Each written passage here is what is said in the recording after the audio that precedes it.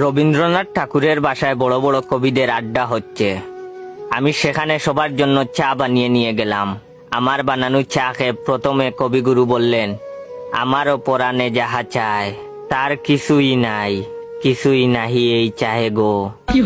এটা শুনে বিদ্রোহী কবি কাজী নজরুল ইসলাম লাফ দিয়ে উঠে বললেন, আমি বিদ্রোহী রণক্লান্ত, আমি সেই দিন হব শান্ত, যদি ভালো করে কেউ চা বানিয়ে আনতো।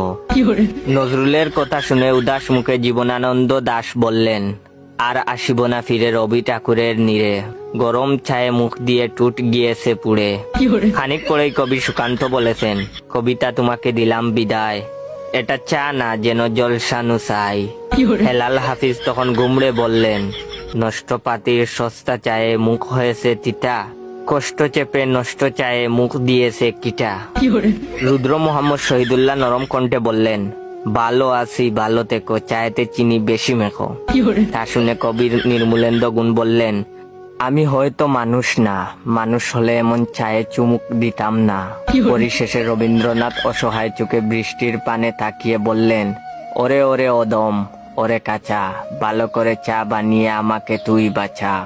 এখন যে আমার টিকটক অ্যাকাউন্ট বাইসা বনফায়ার আর ইউজার নেম ইওর জয় অ্যাকাউন্টটা ফলো দিয়ে রাখবে, আর আমার এই ভিডিওটা তার 10 জন বন্ধুকে শেয়ার করবে, তাকে আমি আমার নিজ হাতে এইরকম চা খাওয়াবো, আর সেও একজন কবি হয়ে যাবে।